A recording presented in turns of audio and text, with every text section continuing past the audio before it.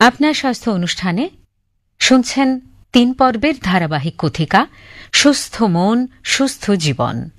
আজ তৃতীয় তথা শেষ পর্ব। বলছেন মনোরোগ বিশেষজ্ঞ ডাক্তার বল্লরী চট্টোপাধ্যায়। আগের পর্বে আমরা এক্সারসাইজ অবধি এসেছিলাম। আজকে আমরা আরেকটু এগোই। আমাদের নিজেদের সঙ্গে তাড়াহুড়ো করার দরকার নেই।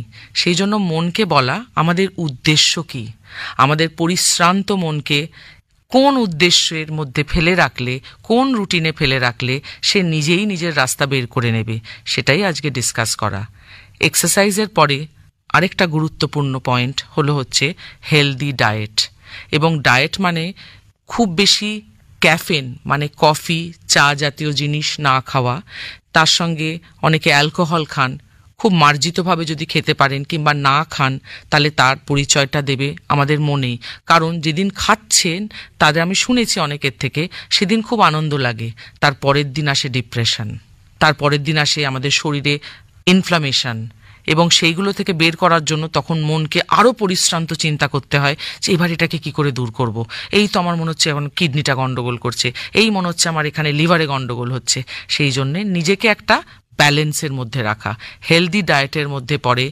আজকাল আমাদের অনেক খাবার পাওয়া যায়, কিন্তু কিছুটা যদি চেষ্টা করে আমরা বাড়িতে নিজেরাই যদি কিছু রেসিপি বানাতে পারি, তার মধ্যে আমাদের সল্ট এবং সুগার ইনটেকটা অনেক কমে যায়।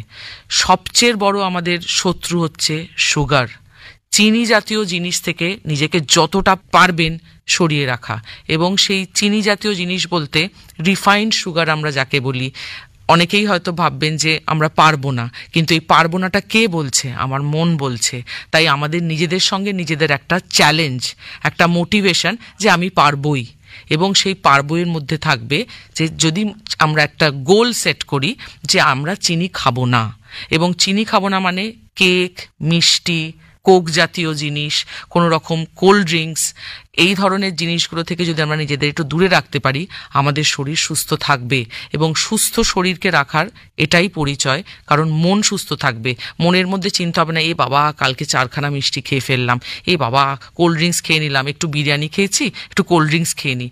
তা না করে যদি আমরা সেটাকে একটু গ্রিন টি দিয়ে হজম করলাম, যদি আজকে আমরা বাড়িতেই যদি ধরুন মার্জিতভাবে খাওয়া, ব্যালেন্স ডায়েট।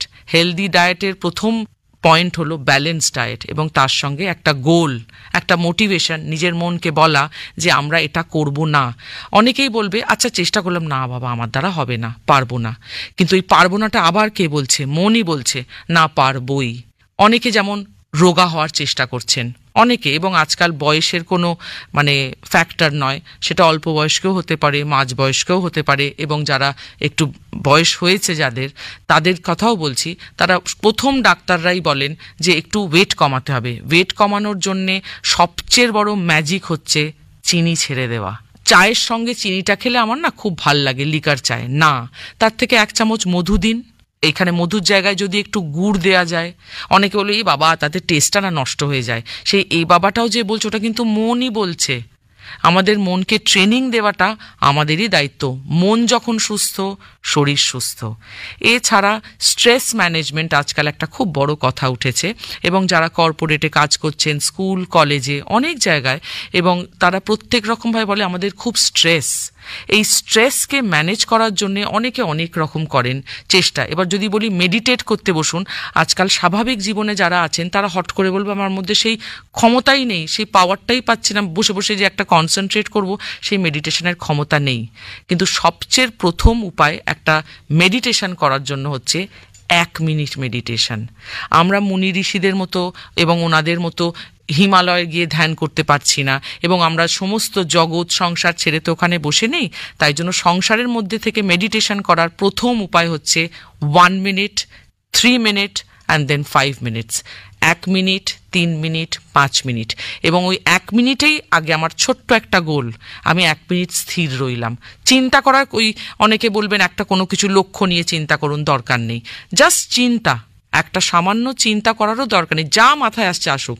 1 মিনিট স্থির থাকা, তারপরেই সেটাকে বাড়িয়ে 3 মিনিট, তারপরে সেটাকে বাড়িয়ে 5 মিনিট। এটা চেষ্টা করে দেখুন, নিশ্চয়ই কিছু ফল ভালোই পাবেন। এবং মনে রাখবেন, চিনিটা যদি ছাড়তে পারেন, আমাদের সুগার ইনটেক কমে গেলে আমাদের শরীরের অনেক অসুবিধাই কমে যাবে এবং মন সুস্থ থাকে, এন্ডোমরফিনস বেরোয়। ভালো থাকবেন, সুস্থ থাকবেন। সুস্থ মন, সুস্থ জীবন। আপনার স্বাস্থ্য অনুষ্ঠানে এতক্ষণ শুনলেন ধারাবাহিক কথিকা সুস্থ মন সুস্থ জীবন। আজ শুনলেন তৃতীয় তথা শেষ পর্ব। বললেন মনোরোগ বিশেষজ্ঞ ডাক্তার বল্লরী চট্টোপাধ্যায়।